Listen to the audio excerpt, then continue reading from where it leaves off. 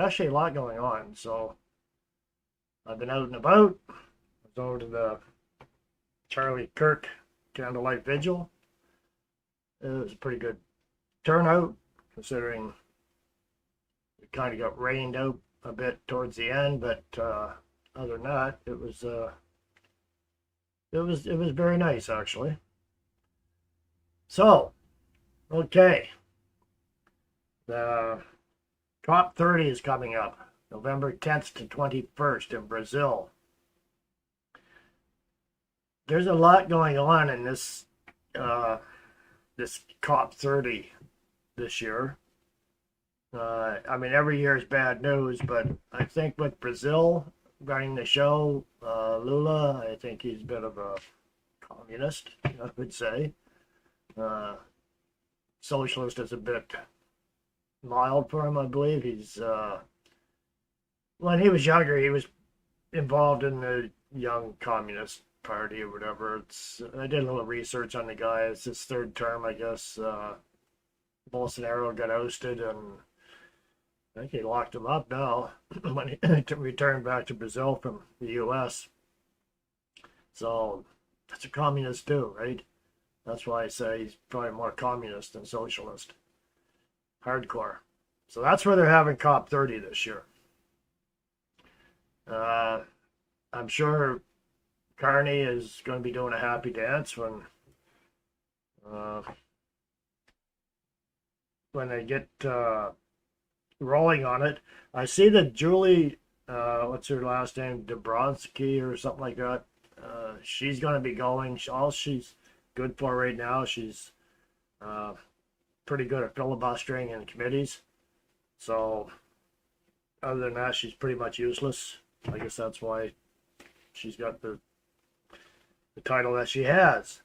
So Gilbo is probably going to be there too, I would imagine, even though he's not environment minister anymore. But I'm sure he'd want to be there to get his 2 cents in. Feel important. Little in. And yeah. So anyways, I'm just going to flip over here to this other monitor and show you what I got going here.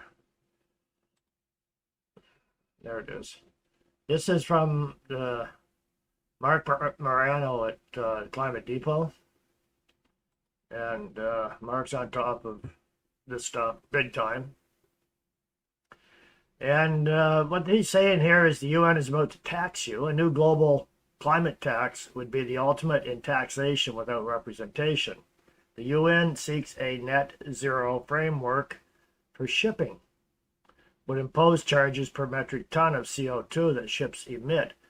I remember Carney was saying that there's going to be taxes, carbon taxes to imports, and it's going to affect everybody. And oh, this is one of his babies here, yeah. So President Trump doesn't quite see it that way. He's spot on. It says member nations of the IMO must reject its global carbon tax. At Real Donald Trump, I am outraged that the International Maritime Organization is voting in London this week to pass a global carbon tax. The United States will not stand for this global green new scam tax on shipping and will not adhere to it in any way, shape, or form.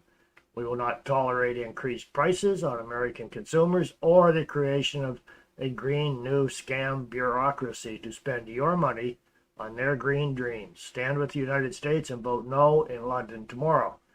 This was October 16th, so the vote would have been on the 17th.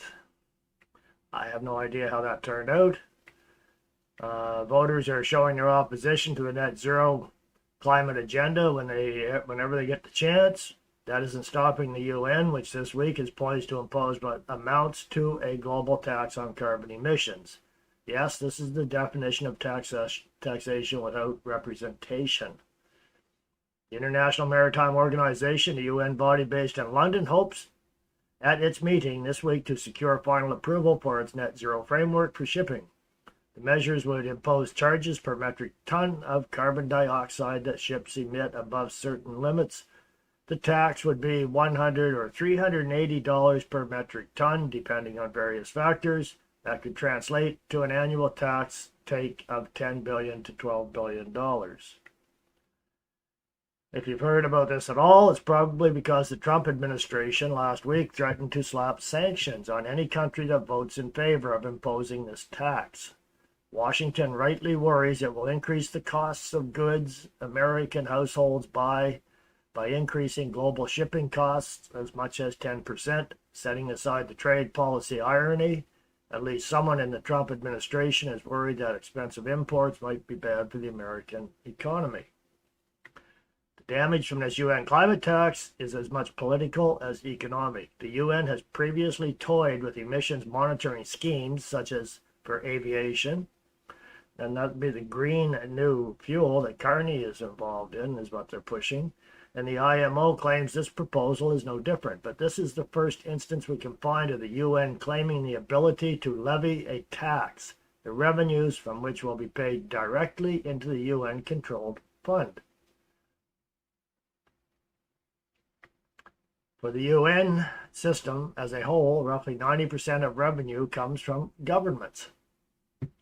Those capitals are at least are responsible to their own taxpayers and are in a position to impose some accountability on the UN if they try.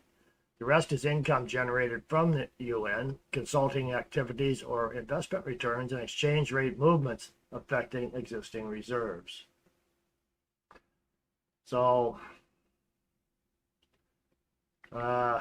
anyways, it goes on here, just a little more in detail about this tax, and it's going to be on everything. Everything coming into the country, everything leaving, whatever, it's all going to be taxed by the United Nations. Is Canada going to go along with it? Well, I think Carney was just excited that this is being pushed out. There was, no, I'm going to go to this one here. This is from this Climate Action. There's an interview. This is in 2023 at the Climate Action's Climate Innovation Forum. Carney told the audience, finance is an enabler. It is a catalyst that can pull forward action. This is really a question of scale. We are not going to have this transition unless we have mainstream finance using climate as part of every decision that they are making. So, what else did he go on here? Same day Carney took office as Canada's leader, that's before he was actually elected, he became leader of the Liberal Party and interim prime minister. I think that was when this happened. COP30 president, Correa Dolego, published a comprehensive letter setting the stage for the climate summit in Brazil this November, inviting the international community to join Brazil in a global effort of cooperation among peoples for the progress of humanity. And so that was the same day that Carney was anointed. Says he goes on later and says this Dolago, lack of ambition will be judged as lack of leadership, as there will be no global leadership in the 21st century that is not defined by climate leadership. Mark Carney's appointment presents an opportunity to reinforce this truth and drive ambitious, coordinated action on climate finance. So yeah, Carney's looking forward to COP30 because he's in it up to his neck.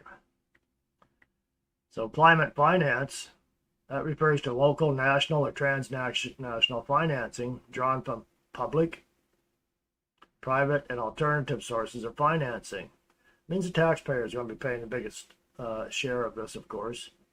It seeks to support mitigation and adaptation actions that will address climate change. It is not only imperative for protecting inhabitants and future generations in climate-vulnerable countries, it presents the path for a new era of global sustainable development. So, more tax dollars going into this as Trump would say, this green scam. Carney is one of the big leaders in the green scam. The COP30, their key objectives coming up here in November: transitioning energy, industry, and transport, tripling renewables, and doubling energy efficiency. So that means more money going in, I would say, offshore wind, like off Nova Scotia. They're pushing hard for that, and accelerating zero and low emission technologies in hard to abate sectors. I'm not quite sure where that's going to lead to. Ensuring universal access to energy. Transitioning away from fossil fuels in a just, orderly, and equitable manner. I'm sure Carney is just giggling now that that's going to be pushed forward on their agenda this year. And they're going to look after forest degradation, so they say. Efforts to conserve, protect, and restore nature and ecosystems with solutions for climate, biodiversity, and desertification. There's also the people that are invited this year. There's these are their priorities: women and girls, youth and children, indigenous peoples, traditional, rural, and coastal communities, distinct groups, whatever that is, such as Afro-descendants. Afro-descendants in Canada are going to have a voice in the climate COP30 this year. Communities in peripheries of cities, let's see, outskirts, that they probably want to be drawn into the cities, the elderly, ethnic minorities, migrants, people with disabilities, those living in poverty, those facing overlapping inequalities, workers and teachers. Well, I don't think they'll have any workers from the oil and gas industry there. Maybe not Power Corporation. So they want a reduction in non-CO2 gases. So not even just CO2, it's all other gases. I'm not sure which ones they're referring to because they don't say. They're going to, this COP30 is to support the Sustainable Development Goals, the SDGs, that we've been over about for many years now. It's the United Nations and their Sustainable Development Goals. It's that promotes climate justice, whatever that is, combat hunger and poverty. I think it's going to do the opposite, and address structural inequalities, including those related to, wait for it, gender, race, and social economic conditions. You see where their priorities are here. We're not starting from scratch. Many initiatives are already underway, and our role is to connect, support, and scale them to accelerate and expand climate action to make this vision possible. 30 activation groups have been created. So they got 30 activist groups they created. That will be there in COP30 to have their voices heard. We're going to have some politicians there. We're going to have the Minister of Environment and Climate Change. That's Julie DeBruzen. If you ever watch Committee, you know who I mean. So it's she's a wreck. Tim Hodgson, focusing on energy security, innovation, and partnerships related to climate initiatives. That's a wolf in sheep's clothing. I can't stand the guy. He's always got that smile on his face. Like, whenever the Liberals say something stupid in the House, pretty much every time they speak, he sits there with a grin from ear to ear, nodding his head. I don't know why he wears the sunglasses out in the shade. His eyes are always like squinting. It's like he's just smoked a a fatty before he gets in front of the camera or something. And there's some additional participation from provincial and territorial governments, indigenous groups, civil society, and the private sector will also participate, showcasing a collaborative approach to climate action. So they're all going in there to get their little piece of the action. And I'm kind of worried about what's going to come out the other way when it's all over with, when the dust settles. So that's a little lowdown on COP30 down in Brazil. They're talking about saving the rainforest and, you know,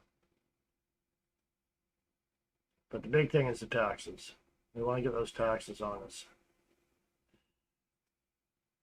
Now, getting away from Brazil and over to the Middle East, there's that's falling apart quickly, consistently. This it's actually Al Jazeera slipped up, and they kind of showed these Hamas operatives heading over the yellow line into the do not enter zone, but they were heading in. And there's a short little video here. That's why I say drones are so important when it comes to action, military action these days. And this is the shot here. It's only 19 seconds long. I'll bring it up on full screen. So yeah, these clowns here, they were in there, they're armed, and it seems the IDF had drones around there. And this is what happened. There's no audio. This is how effective these drones are.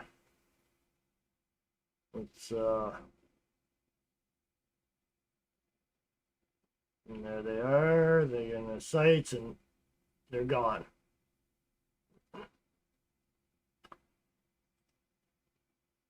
They're gone.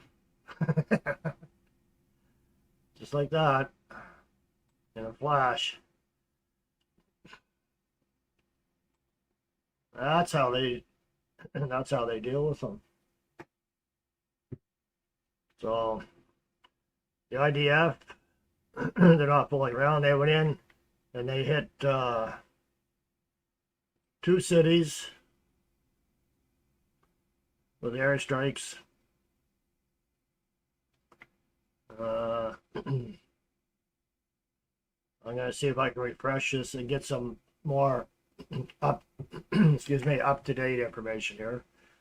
2 of the soldiers were killed. One was 21 years old, one was 25 years old. Israelis in the attack that started setting this off. And there's then of course they accuse each other. Each side is saying the other one started it, but pretty much guaranteed, I think it was Hamas that started. It seems they were executing their own citizens there and being jerks. So, and this one here is from 1 hour ago. It's the IDF. Just a 1-minute read, but I'll bring it up on the screen anyways. Says the IDF says resuming Gaza ceasefire after deadly attack on troops leads to massive strikes. The IDF announced the resumption of the ceasefire in the Gaza Strip following today's deadly attack on troops and the military's retaliatory strikes. In accordance with the directive of the political echelon, and after a series of significant strikes, the IDF has begun renewed enforcement of the ceasefire following its violation by the Hamas terror organization, the military says. The IDF adds that it will continue to uphold the ceasefire agreement and will respond forcefully to any violation. The post-IDF says resuming Gaza ceasefire after deadly attack on troops leads to massive strikes. Appeared here first on the Times of Israel. So, they're not fooling around. If they come in, they're firing. There was an RPG come in amongst some of the IDF soldiers that were on the Israeli side of the yellow line. And Hamas decided that they wanted to get on the other side of the yellow line and start stirring up trouble again. They hit, it was the city of Rafah was one. And they did some damage there, that's for sure, when they brought in the jets. There's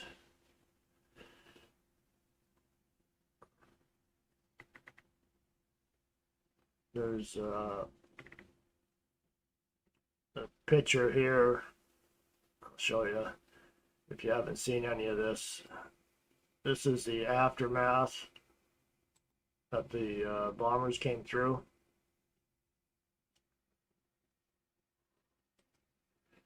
So yeah, they tore that place up pretty good. They hit the tunnels.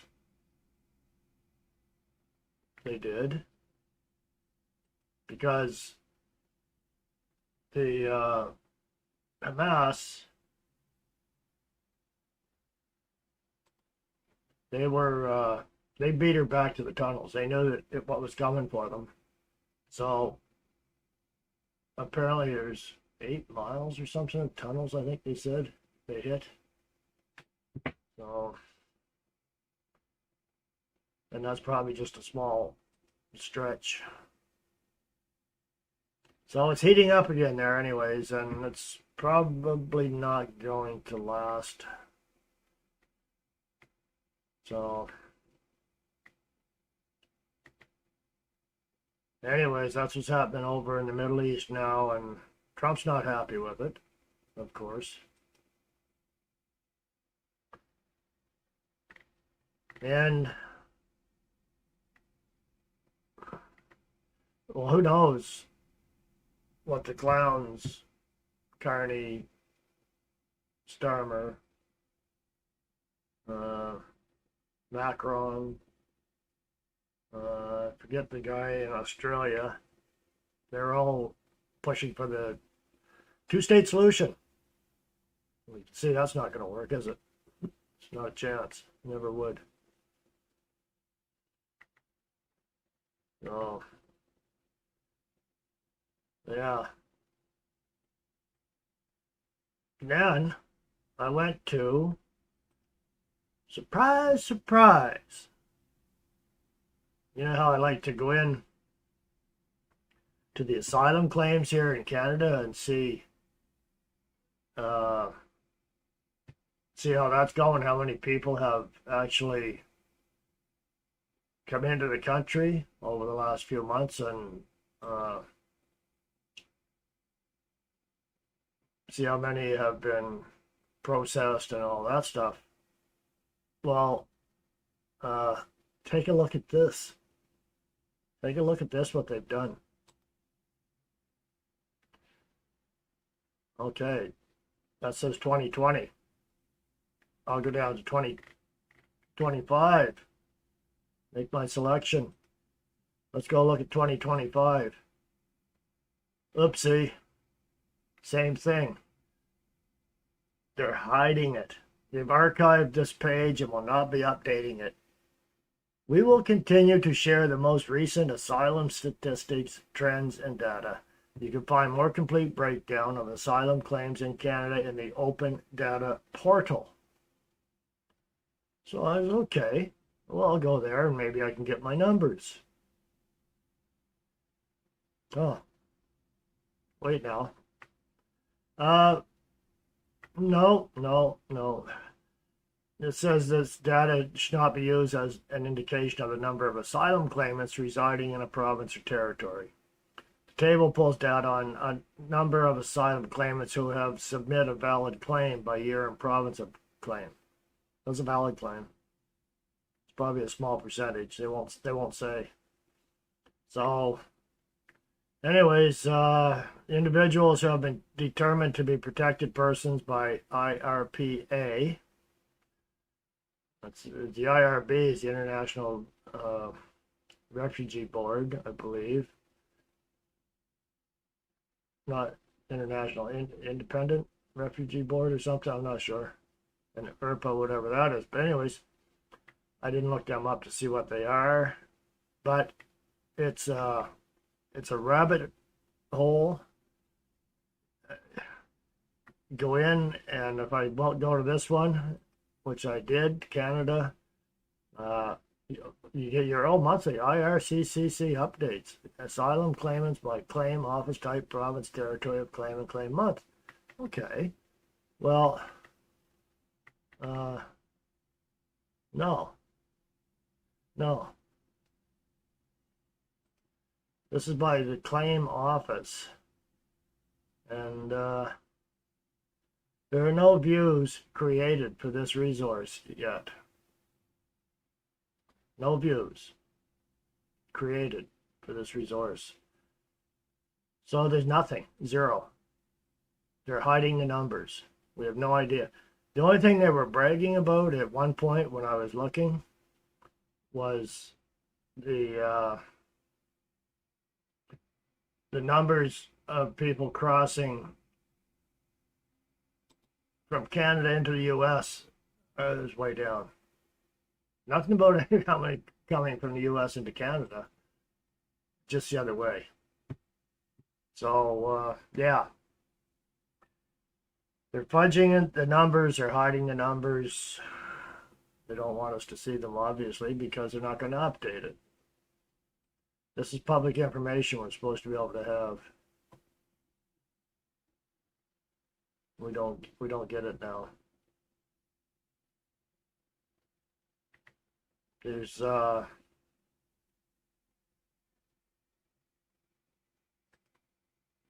also, speaking of asylum seekers and immigrant workers, I'll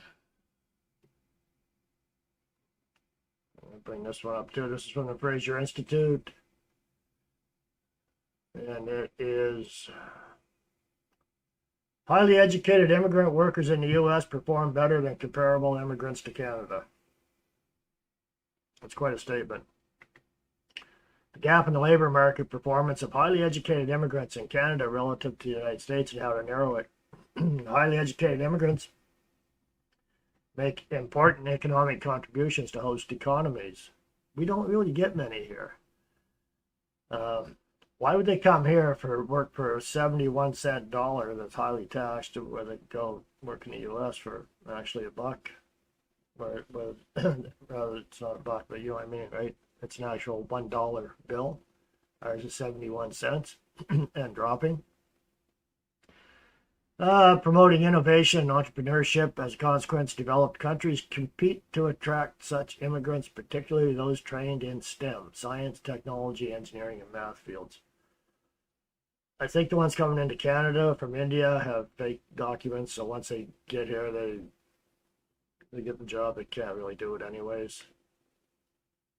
They should have just stayed in on the telemarketing or the calls. Canada has been relatively successful in attracting highly educated immigrants, those with a bachelor's degree or higher. The share of its workforce. Canada has a higher percentage of immigrants with a bachelor's degree or higher than does the United States. The United States has got people with real degrees, and we got the ones with the fake degrees. So, recent Canadian immigrants are substantially more educated than recent immigrants to the U.S., measured against the U.S. native born. That's an insult to our American friends.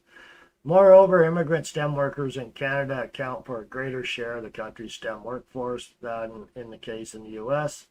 Highly educated workers in the U.S. perform better in terms of both employment status and earnings than do their counterparts in Canada, where the relevant benchmarks are the employment status and earnings of the native born in the respective countries. So, like you say, why would they stay here when they can go to the U.S. and make an actual paycheck with less taxes on it? Unless they get a job with the government where they receive 4.8% higher wages on average than the comparable private sector workers. So, and economic freedom is declining in Canada. So it's not. Fraser Report usually doesn't promote good news. I had the, I want to go back to the Climate Depot too again, Mark Morano.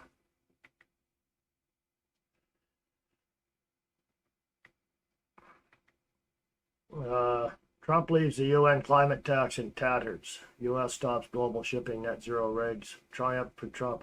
Okay, so they did have a vote on it then, so they stopped it. Trump stopped it. Perfect.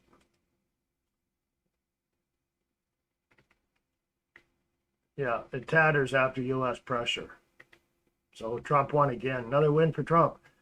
Landmark deal to cut global shipping emissions has been abandoned after Saudi Arabia and the U.S. succeeded in ending the talks. More than 100 countries had gathered in London to approve, that'd be Carney, to approve a deal first agreed in April, which would have seen shipping become the world's first industry to adopt internationally mandated targets to reduce emissions. You know, the thing is, with this, remember Carney saying that we got to put that tax on, that import tax, because you're not going to be able to trade with any other countries because everybody's got to pay that carbon tax. Well, Trump put an end to that. U.S. President Donald Trump had called the plan a green scam. Representatives of his administration had threatened countries with tariffs if they voted in favor of it. U.S. Secretary of State Marco Rubio declared the outcome a huge win for Trump. And it is. But reflecting the pressure countries faced, Secretary General of the International Maritime Organization, Arsenio Dominguez, issued a plea for this not to be repeated. Good. Might say it's dead in the water. In a dramatic conclusion on Friday, when countries should have been voting to approve the deal, Saudi Arabia tabled a motion to adjourn the talks for a year. The chairman said this would mean that the agreement was not approved as key timelines, so the treaty would have to be revised. The motion passed by just a handful of votes. Honorable Ralph Regenevieve, Minister for Climate Change to the Republic of Vanuatu, I believe is how that's pronounced, Vanuatu, said Saudi Arabia's motion was unacceptable given the urgency we face in light of accelerating climate change. He wanted to get some cash. That's what that guy's after. That little island, I don't think he has much for exports. Coconuts, maybe. We came to London in reluctant support of the IMO's net zero framework. While it lacks the ambition that climate science demands, it does mark a significant step, he said. Shipping industry has been broadly supportive of the deal because it offered consistent global standards.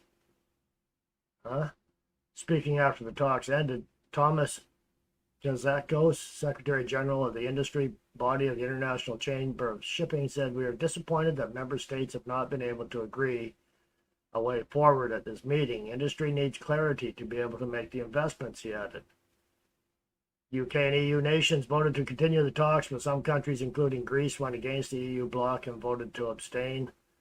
Countries that voted in favor of adjourning the talks included Russia, Saudi Arabia, and the U.S., who raised concerns that the deal would lead to price increases or rises rather for consumers. Some key countries, including China, that had initially voted to support the deal in April, agreed to delay the proceedings. So it is only delayed then for 1 year. This is going to be sitting on the back burner because they're going to try to get that through. So 3 more years. Be an election in the U.S. See what shakes then.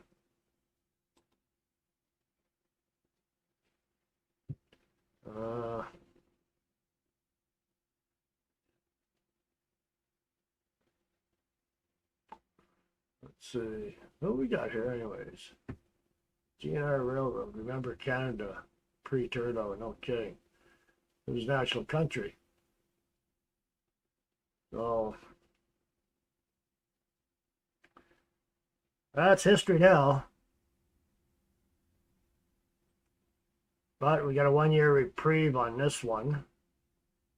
It's just going to be weird to see what comes out of this COP30. It is. Let's see. We've got fake meat is not doing very good. That's I guess the Beyond Meat is worth $7.8 billion now, almost worthless. Nobody wants that crap. So that's good news. The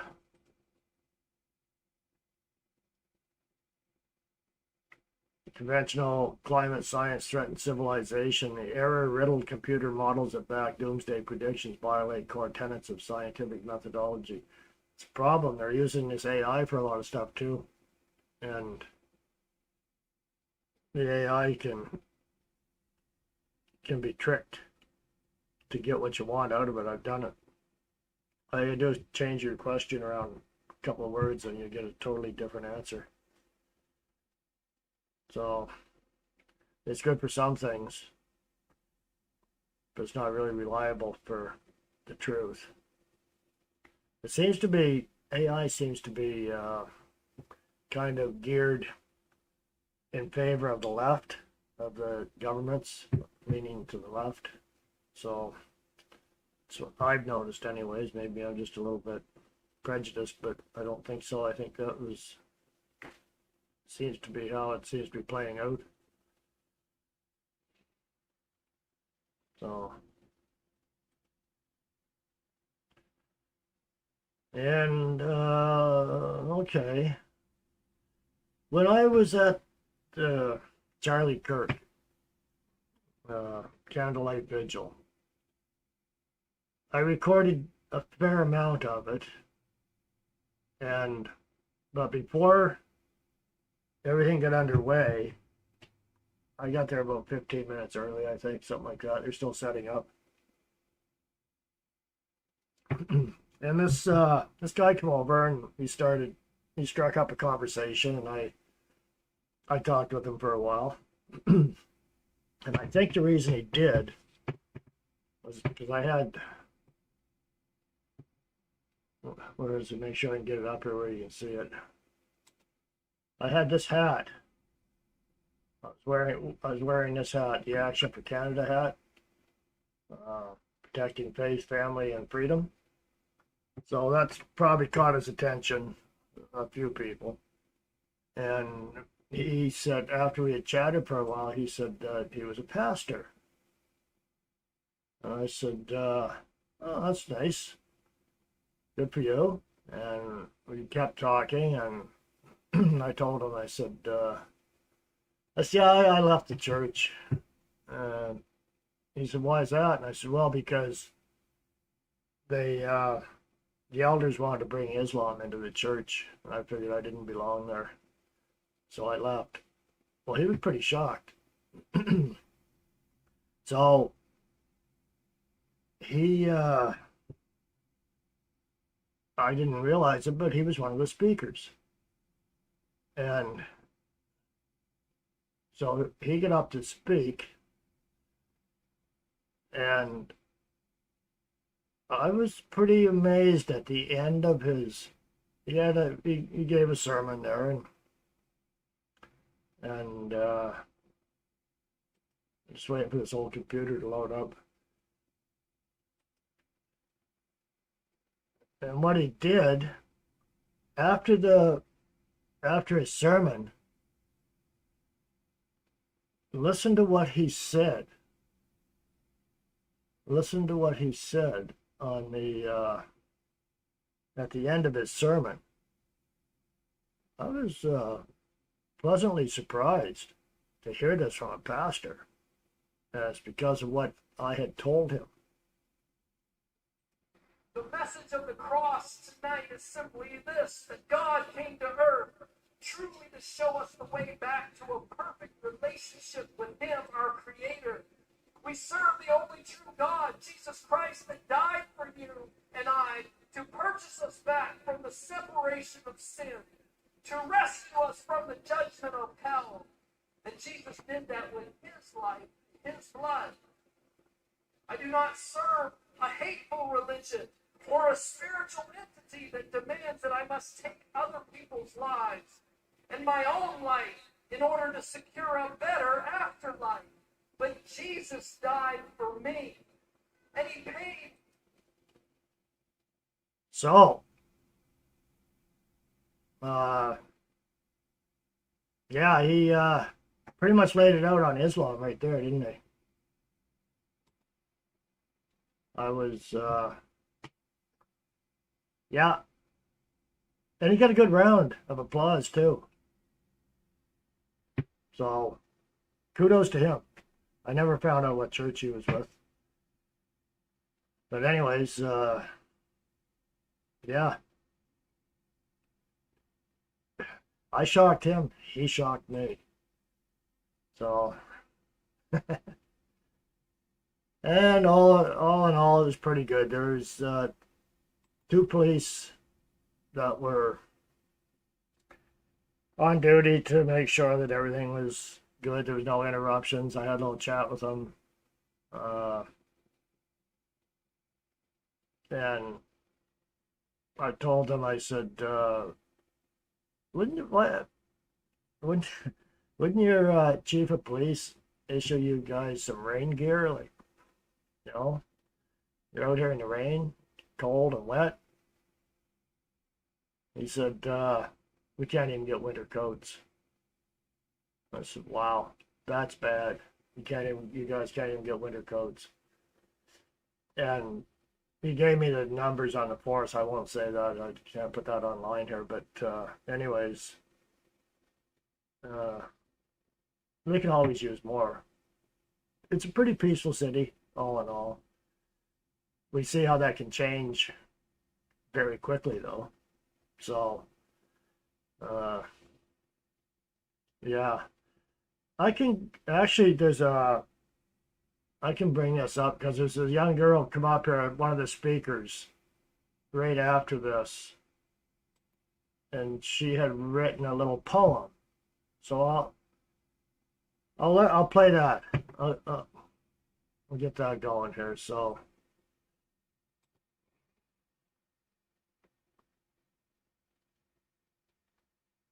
The tax of sin fully for me.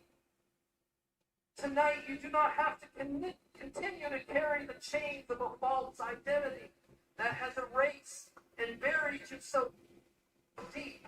You have a name. You are a child loved by God. He knows me, yet He loves me. He fully knows you, yet He loves you. And He wants you. And He wants to give you lasting joy, lasting fulfillment, and eternal life with Him. Freedom in Jesus' name. Great.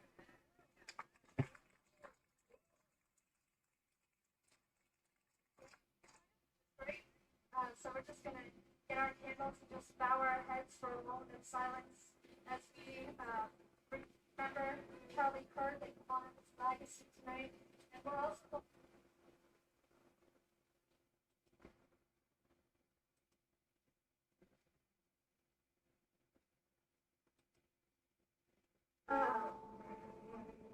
secret, but now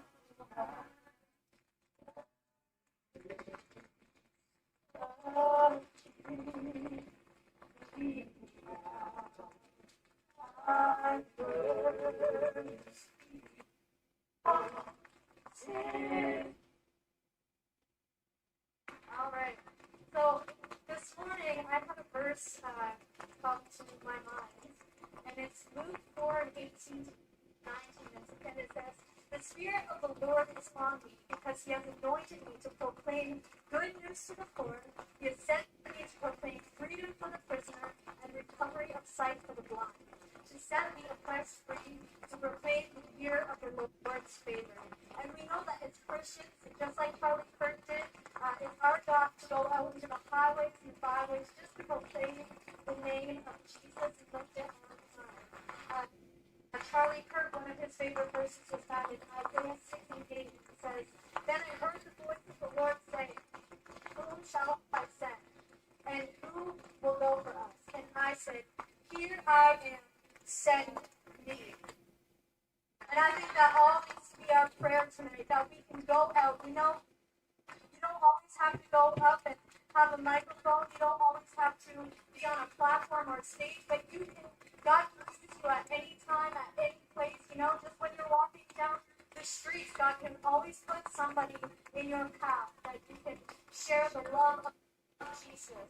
So tonight I wrote this poem, and I'm just going to share it. And it says, "What is the vision? In a world full of rights and lefts, a center point of division. A generation that no longer listens. Where humanity fades when push comes to shove. Where hate has become louder than love. What is the vision? When families separate, friendships end. All because of different opinions. Society pushes to choose one side or the other. But what if instead we band together? To know love can remain in spite of difference. And you can still have compassion without compromising convictions. What is the vision?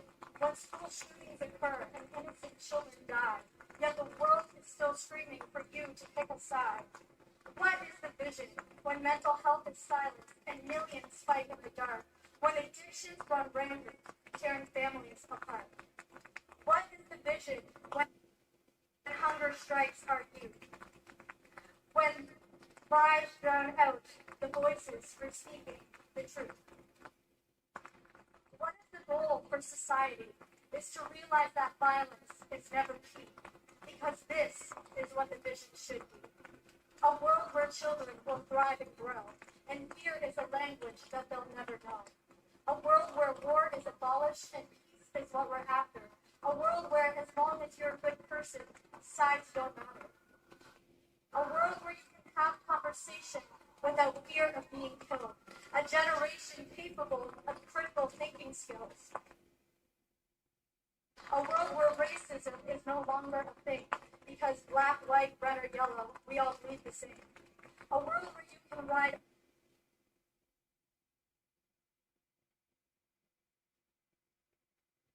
a bus.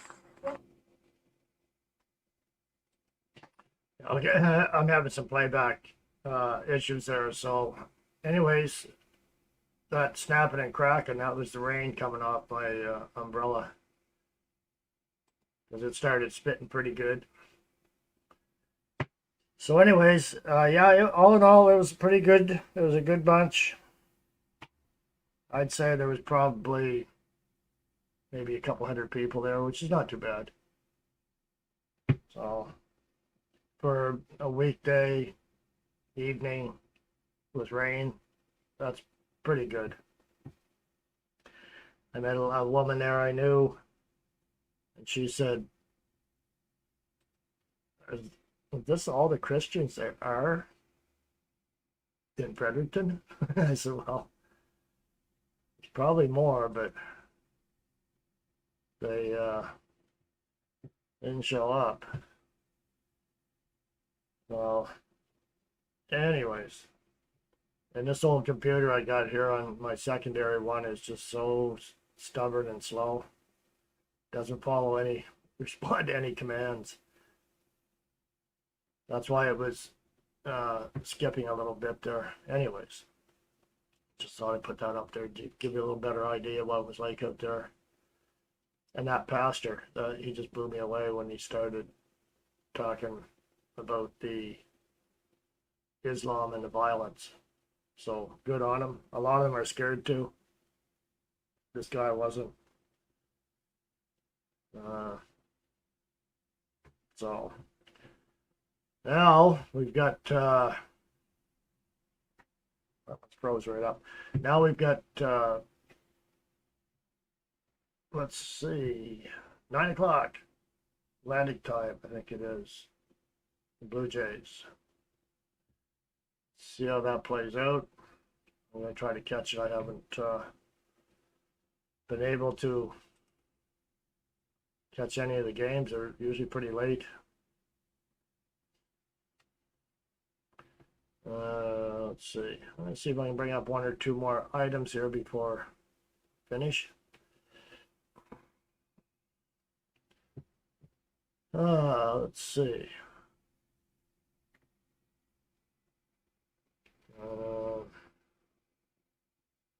Oh, the silver market.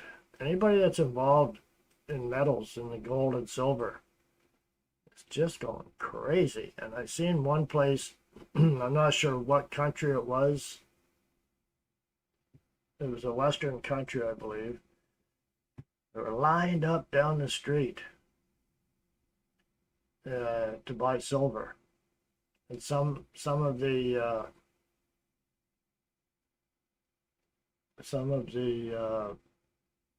brokers now are out of silver. They can't get it. John Renault, did you see the Narco sub getting blown up for it? I did. I don't know where I seen that. Might have been here. That was a big sub.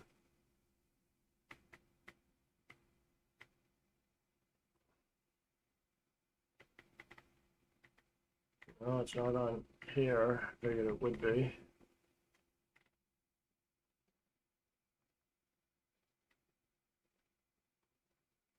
See, Adam Schiff's in big trouble down in the U.S. That's good.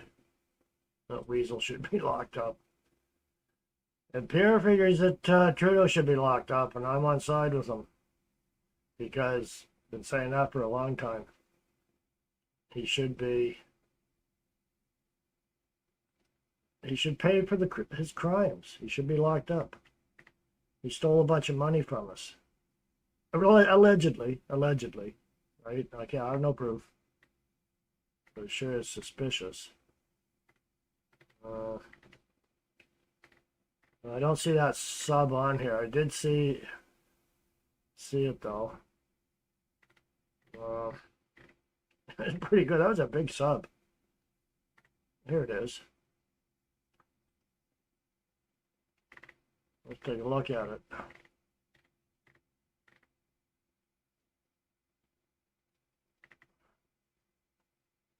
I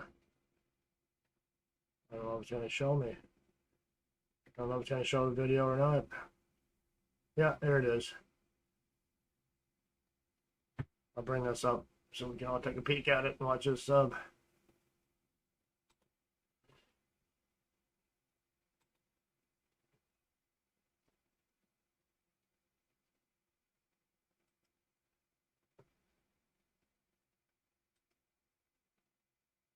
No audio. Yeah, it's a big one. There's the crosshairs.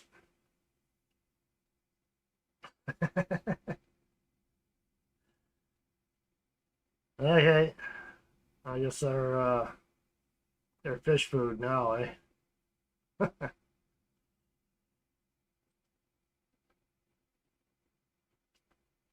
Yeah. Fish food. Be nothing left of them. Chino Railroad Turtle or prison. Yes. Where is it here?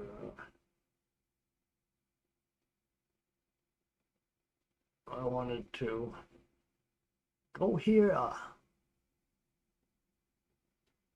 did. Let me see.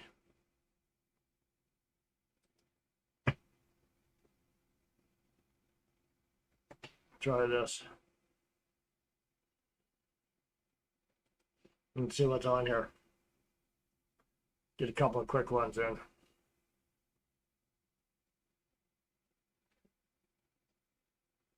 Must be a hand crank on this somewheres. Speed it up.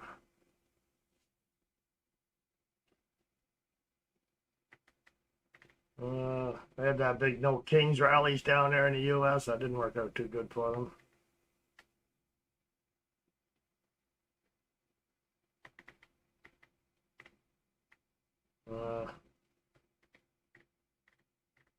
Boy, a lot of propaganda on here. Where's this one from? This is from Toronto Morning. This is surprising. Show you here.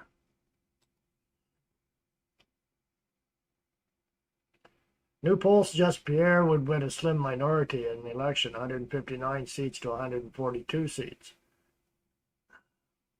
I bet he could win. Well, we'll see. I'm not too good on these things. Well, there's Laura Babcock. Don't even want to listen to that one. There's J.D. Telford 10 years ago. The famous clip of Pierre. This is No Kings protest. I would love to have everybody. So, we're looking for a photo op. I would love to have everybody. Oh, these clowns. Take the right hand like you're about to pledge the allegiance. Raise the middle finger. And on the count of three, we're going to go. You, Trump. 1, 2, 3. One more time.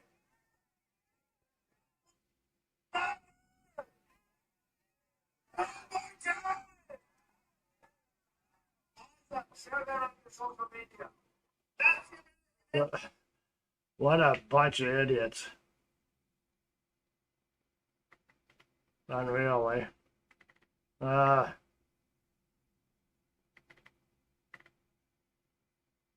Yeah. They're pretty desperate. Pretty pathetic. Charles Sr. is pretty much. They had nothing better to do.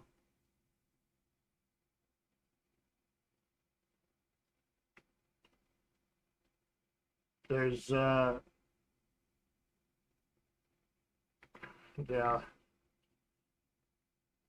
10 things, this is from Brittany, 10 things that liberals in Canada hate. Pierre Poilievre, number 1. Free speech, Charter of Rights and Freedoms, independent media, low taxes, law and order, energy independence, common sense, strong borders, last but not least, accountability. They are accountable to nothing. The RCMP seem to be doing a little bit of a cover-up currently. So that's not working out too good for now because Duff McConney or Carney or something, I can't think of his last name, I can never get it right, from the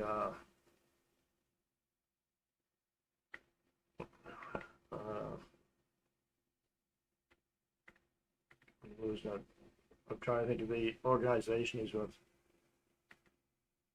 Anyways, he's got all the information. It's something like 3,600 pages or something like that. They finally got, see, democracy, fund. Anyways, Duff's got all the paperwork anyway on him, so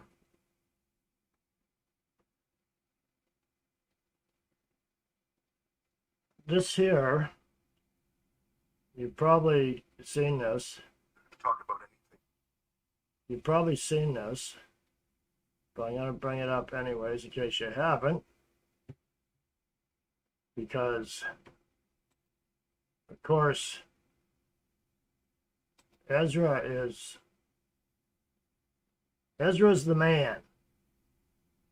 Ezra's the man. Where's my play button here? Thank you, Minister, for agreeing to credit Rebel News. I very much appreciate your dedication to freedom of the press. I have a question about the ostrich farm. Now, don't worry, I'm not going to ask about the lawsuit because I don't want you to talk about anything that are before the courts. But there was a letter, and I noticed in the statement you talk about Canada-U.S. cooperation.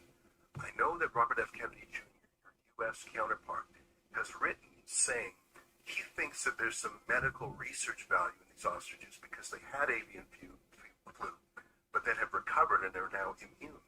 In fact, he's offered to do the research and even to pay for it. It seems to me that we need allies around Trump's cabinet table. And if you could throw him a bone and say, sure, Secretary Kennedy, you could study these birds. It's sort of no skin off Canada's nose. And don't you think it would be helpful to have an ally in Trump's cabinet when we're doing our trade negotiations? Prochaine question, merci. That's my question. Don't you think it would be helpful to have a friend? Next reporter, merci. Oh, you're not going to answer, Minister? Prochaine question, merci. I don't understand. Did I do something wrong? Next question, thank you. Minister, did I miss an answer? I don't get it. Okay, I'll sit down. It's I guess it's question period, not answer period. Merci beaucoup. Yeah. They didn't like that question. One thing I will say about Ezra, he knows how to put the questions to them. He knows how to answer, how to deal with them too. So, very pathetic that that's where we're at now, that they just refuse to say anything and just, because they know they got their back to the wall. Let's see what happens here. They're still waiting for that ruling from the Supreme Court of Canada on the birds, on the ostriches, and there's some dirty stuff going on behind the scenes on the farm. We can be pretty much guaranteed of that with the CFIA. It's funny when you look at them, they run around with white disposable coveralls on, masks, hoods, gloves, and the RCMP are standing there with nothing, and they're wandering around together, and it's just a joke.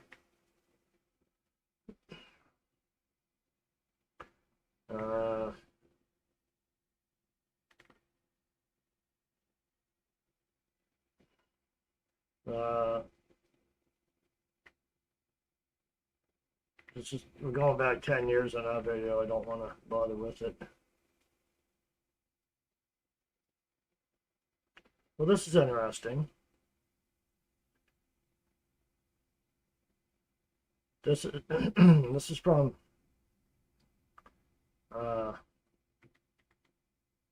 Western Standard, because Trudeau left such a mess.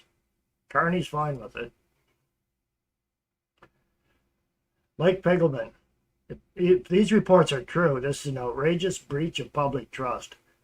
Amira El-Gulabi's taxpayer-funded role was created to combat, wait for it, Islamophobia, not to promote pro-Palestinian activism or target Jewish organizations. Public servants are meant to serve all Canadians, not advance an ideology. And if her office was used for partisan advocacy, there must be accountability and consequences. Well, the Liberals aren't accountable to anything, and there's no consequences. The news from Western Standard, federal Islamophobia advisor used office to back pro-Palestinian activism. If we can get a change of government, that office should be shut down, banned, gone, done away with, and a lot of those people should be charged for racism. That's why they're scared to death of a change of government. So,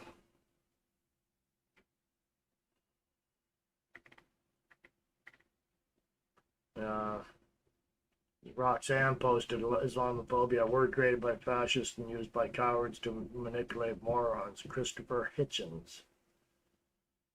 Miss him. When are people going to realize Muslims in positions of power will never serve all Canadians? They are there to advance the Muslim Brotherhood agenda and will put their religion above all else. Wake up. 3 phases of Muslim immigration. Phase 1, few in number, oppressed Islam. Play the victim. Claim Islamophobia. More tolerant of others. Phase 2, large minority, indignant Islam, threatening. Demand Sharia law. Intolerant of infidels. Phase 3, clear majority, dominate Islam, militant, strict Sharia law, wipe out, subdue all infidels. For 1400 years, the pattern hasn't changed. Moderates are irrelevant. People in the U.S., especially northern states, have seen this all play out. Minnesota. So, it's here big time. People are scared to speak out, except that pastor wasn't, was he? So, good on him for saying that Christianity is nothing like that other organization.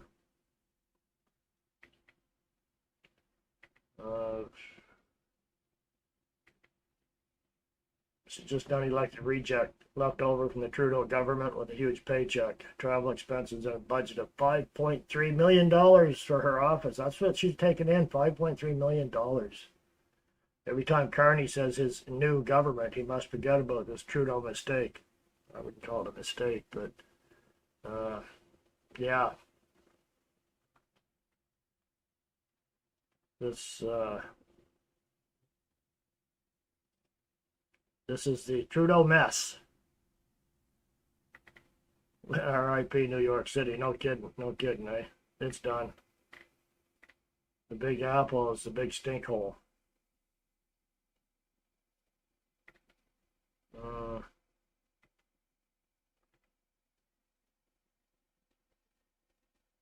This Laura Babcock, you know who I mean? The cackling horse. I wonder what it takes to make a people hate their country so much that they make up lies about it having war zones or out of control crime when it's obviously false. Well, no, we have war zones and out of control crime. The war zones are in the Palestinian street protests, the violence. It looks like a civil war in Montreal and Toronto, probably Vancouver. So, and out of control crime, oh yeah, people getting knocked off. That video where the guy took 3 rounds in the back. Actually, 1 in the back. When he went down, the guy tapped him 3 more times and walked around the corner and left him. And a bystander just walked by and looked at the guy laying there. He had his arm up for help, and then his arm went down. I think he was gone. Didn't stop, didn't bat an eye, just kept right on walking. Nothing to see here. This guy being shot 4 times in the back. And then there was another one too that was Toronto. Another one too that was across the street, and he got knocked off for no reason, apparently. So That's what happens when you don't have the 2A like they have in the U.S. The criminals are heavily armed here. But Laura Babcock says, no, there's no crime, out of control crime. That's just made up by, people that hate their country. No, idiots like her. I played clips of her, and I refuse to do it now because I have nothing nice to say about her, so I won't say anything. We got the land grabs now between the Aboriginals and the landowners out in BC. That's not going to turn out very good. They're just notified by email that, oh, by the way, you probably don't own your land now because it's unceded, so sorry about that. Don't own your house.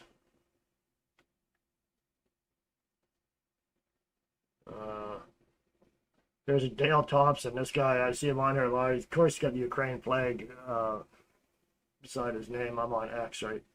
It's October 2025, and we're at the stage now here in Canada where a far-right conservative leader openly supports citizens uprising against the current government, kisses Trump's ass weekly, and has called for liberals to be jailed. Yeah, we're here now. You're not quite there, buddy, but I agree with the jail part. And maybe they're sympathizers too, like this Dale Thompson. Can't lock them all up, but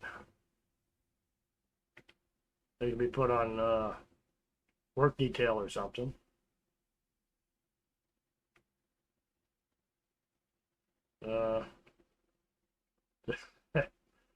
Keith Wilson.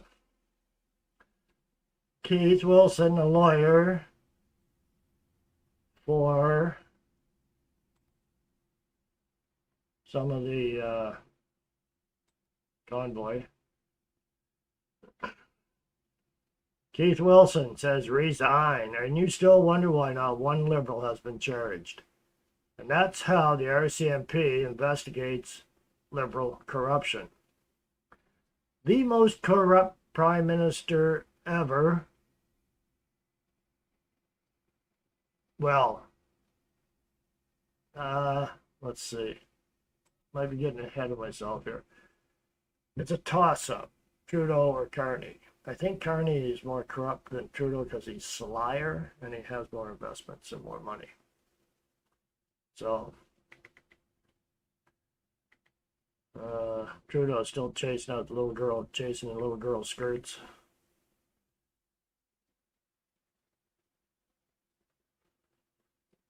Decade of destruction and decimation, decade of corruption and malfeasance, unfettered immigration, zero infrastructure to cover said immigration, zero accountability to spending, just an open checkbook. What the hell is he celebrating? That's, I believe that's Carney, Nana 0000.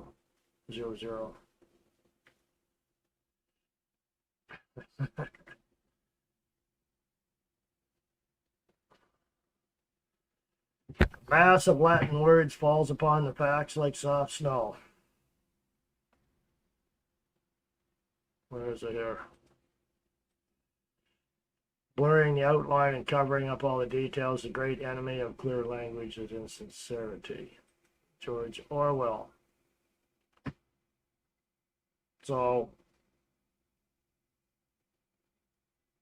I will put this on and be winding down here pretty soon.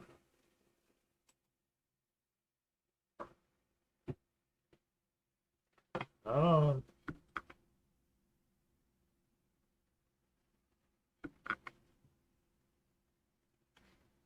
Okay. Multipolarity without multilateralism can lead to chaos. It certainly cannot achieve the sustainable development goals, and that is catalyzing financial instruments using risk mitigation tools to better allocate risk between the public and private sector. So there's a lot of words there. What it basically means is recycling the balance sheets of our international financial institutions. So all of those activities that catalyze in flows towards the SDGs. I will reference the work that has been done and needs to be completed on a cross-border carbon market, which could close 1/3 of the climate finance gap between now and 2035. Didn't understand a word you just said. That's okay. I don't think he did either. You see, people who call themselves, People will charge me as being elitist or, globalist, to use that term, which is, that's exactly, it happens to be exactly what we need. often use words that nobody understands so that you can't hold them accountable for the decisions that they're making. You see, there's only three explanations for speaking in gibberish that no one can understand. Either one, you don't know what you're talking about; two, you don't want others to know; or three, some combination of both. And I suspect that in Mr. Carney's case, it's the third option. Mr. Carney is sitting there with a group of global elites talking about things that they don't understand to obscure the fact that at the end of the day, what the real agenda is to rip off the working class people through excess complexity. That's right. By overly complicating simple things, they're able to rip off the very people who are paying the bills. Take housing, for example. We all agree that there are complex bureaucracies that add expense and block home building. And so what is Mr. Carney's solution to that? Add more complex bureaucracies, a new $13 billion home building agency, or natural resources. The complex bureaucracies block us from exploiting the extraordinary resources we have right beneath our feet. And what is Mr. Carney's solution to that? Add yet another office that is supposed to develop our resources. They cripple our businesses with high taxes and red tape. And then they say, well, because our businesses are so unproductive and starved for investment, we need, yes, you guessed it, another complex bureaucracy to invest in Canadian businesses. What does this mean?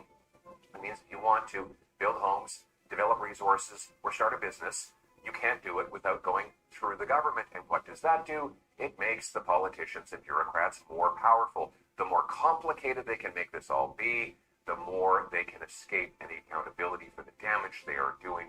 The more they can enrich themselves by making everyone else poor. That's why we have to get back to simple, clear language that allows us to hold government to account.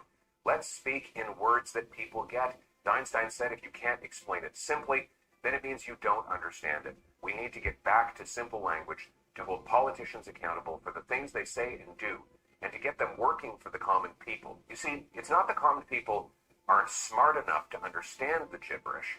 It's that they're too smart for the gibberish. Common people speak real language. The people who know how to take apart and put back together an engine block are mechanics. The people who know how to build homes with their hands, the electricians, they're the smartest people around. They speak clear, precise English rather than convoluted bureaucraties. Imagine how much better our government would be if it did the same thing. We would get common sense decisions that delivered real results and accountability for failure. That's the kind of government that I want to lead. It's that simple.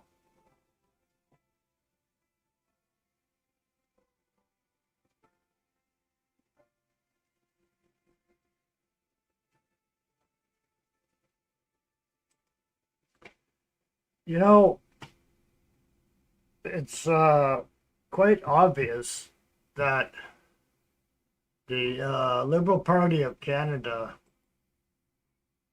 gets their inspiration from the Democrat Party in the U.S.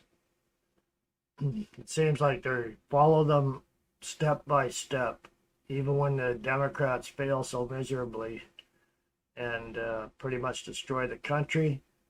The Liberals want to do the same thing here. That tells me it's definitely intentional. It's not incompetence.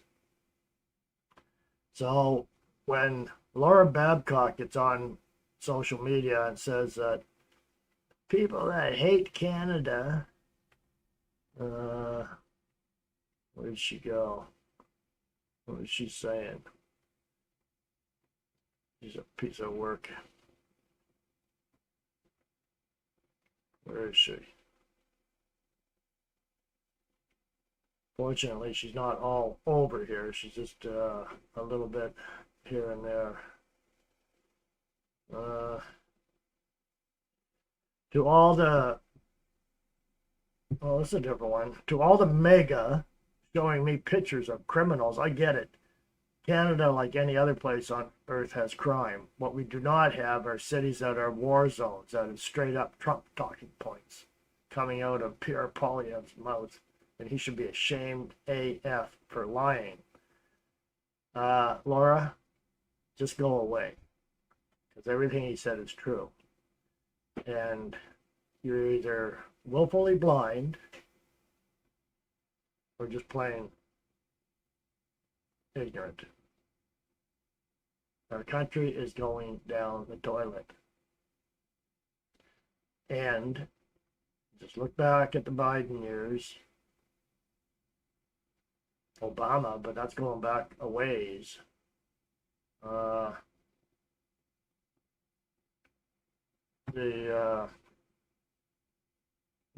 Biden mess. Look how close Trudeau is, maybe still is, I don't know, who knows, with Hillary Clinton. She came up during his campaign, he paid her $12 million. Where'd that money come from? That was his first term. He was tight with Obama. Obama was up here too. I thought that was a bromance. That was sickening to look at. And it's it hasn't changed any now that Carney's in. Of course, Carney was his advisor, and Dominic LeBlanc was his babysitter. Those are the two liberals we got in there right now. It's still awful suspicious what happened to Michelle Trudeau in this so-called avalanche out in BC. And then Trudeau ended up with marrying Michelle's girlfriend, Sophie. And Sophie dumped him because she got cold feet. She knew what was going to happen. She was scared of what's going to happen. She didn't want to go to jail. So, yeah. But when the police play along with the politicians, it sure makes it tough. There's that incident down in Nova Scotia where the guy was on the rampage taking out all those people. That was all very suspicious. Very suspicious. Because what did that do? It opened up the gun grab. People knew he had a RCM card, a retired police card that had all the decals put back on it and set up to look like an official police car, and they knew he had a uniform and they knew all this stuff, and they reported it, but nothing was done. Why? Why wouldn't they investigate that? The car was in his yard. They let it go, and then Trudeau brings in the grab. Very suspicious. A lot of dirty stuff going on in this country. This all ties back to the Liberal Party of Canada. A lot of dirty stuff went on in the U.S. It all went back to the Democrats. Gee, I guess there is a left-wing ideology out there. It's not good. So we got an uphill battle. COP30 coming up here in November. Quite concerned about what they're going to push through, because Carney will get it in Canada as quick as he can. They got to stop sending money over to Ukraine and these other places, but keep doing it. The budget, maybe going to have an election. I said 8 months. We're getting up to that 8 months now, coming close. I think November would be 8 months, so if there's an election, then I might have got lucky on that call for 8 months, but what's going to happen? These idiots will vote them back in. They're proof that they're idiots because they put Trudeau in 3 times. And then they said, but yeah, but Carney's different. He's not Trudeau. No, he's Trudeau's advisor, but they're too stupid to know that. Anyways, I'm going on to a rant here that 79 terra firma. Canada is the test waters, yes. England is done. We're a close second, yes, Emma. Communist takeover, Randy, yeah. Yeah, you can vote communism in. Don't vote it out. That's why they got the grab going. They want to get them. I think it's going to blow up on them. I don't think that's going to happen. Terra firma managed decline, and the Canadians love it. Yeah, they love it until reality hits them in the face. They're not going to like it when reality slaps them. And I don't want to hear one of them whine to me, because that's when I'm going to cut loose on them. Say, it's your fault. Don't cry. Deal with it. So, unfortunately, they're taking us down with them. You know what they say, you can't fix stupid. 4 liberal governments, successive. That's stupid. So, the Conservatives blew it. They ran 2 duds. Scheer wasn't, he's not Prime Minister material. O'Toole was an embarrassment. So, you know, kind of why we're in the mess we're in. Carney's more dangerous. He's got a lot of ties, and he's looked up to by the radicals in the WEF and the UN. So they want Canada, and he's handing it over to them. Then he's going to leave. So, anyways, on that cheery note, I think I'll start shutting it down here, and hope you have a great week, everybody. Appreciate you all being on here, and hope you got a little tidbit of information anyway. So it's good to see everybody here. Got a few new names in the chat. It's always nice, and it's great to have the American friends on here with us, because we are so tied together, Canada and the US. You know, I don't care what Carney and the Liberals say. We're like first cousins. So, Randy, selection, not election. That's right. Yeah, exactly, 100%. Okay, folks, hang in there, and watch that. Keep an eye on that Canadian dollar, because it is going in the toilet. It went down to 66 cents under Jean Chrétien, Liberal government. It might have went lower than that. But anyways, the Liberals tanked it once before, and they'll do it again. So bye all for now, and God bless each and every one of you. Wonderful people.